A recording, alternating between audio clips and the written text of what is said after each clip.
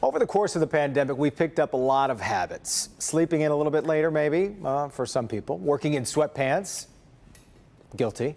Grabbing a mask on the way out of the door, definitely. But there are other habits as well, ones experts say we should hold on to, no matter where the pandemic takes us next. Here's Grant Herms.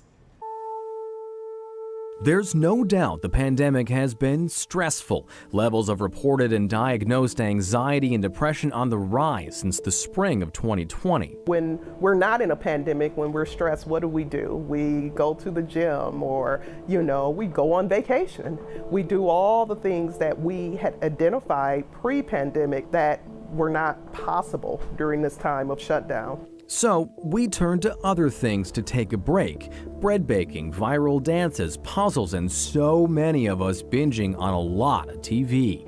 But as we look ahead to a return to pre-pandemic life, mental health experts say some of those positive pandemic habits should stick around. Doctors at Henry Ford Health put together a list of 15 habits to keep after the pandemic, with things like hand washing and exercising, both key for physical health, but when it comes to mental and emotional health, there are more, maybe less obvious ones.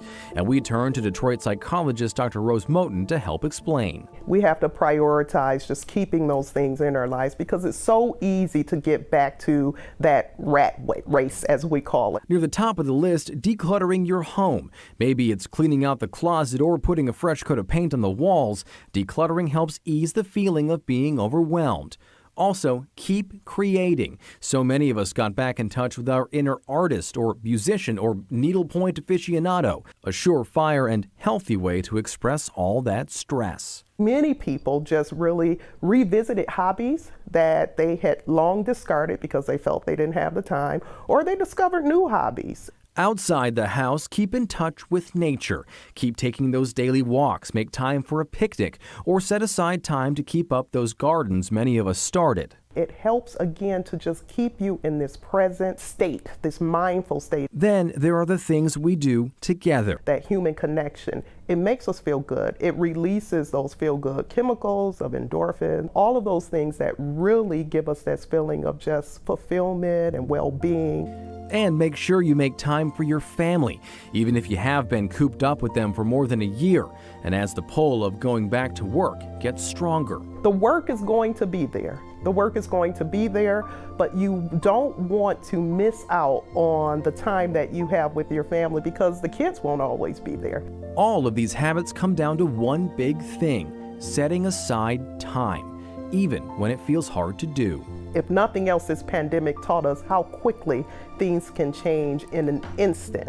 And so it's so important for us to really learn to appreciate the people in our lives that we love and that we value, and never again take that for granted. Keeping those pandemic habits to keep the work-life balance in check. Now, one of the most important hobbies that a lot of us picked up, cooking at home. Now, it's one of my personal favorite hobbies, and I got a chance to talk to and cook with the nutritional education director over at Eastern Market. We talked about why the family that cooks together stays together and the importance of cooking at home. We got that video up right now on clickondetroit.com. Karen. Grant, I have a personal question for you because I see you on Instagram posting all those pictures. So you cooked before the pandemic, or you just got better? Because I'm a lost soul in the kitchen. I cooked before the pandemic. I was tired of eating Hot Pockets and ramen in college and decided if a lot of people can cook, I can cook. And this recipe that we do in this video was super simple. It takes 30 minutes, and it was pretty darn good. You can ask our photographer, Justin. He was there. He got a slice of the pie. All right. Yeah. I like it. I do like seeing your posts on that. So you've inspired me. I'll keep trying. Thank you. Thank you, Grant.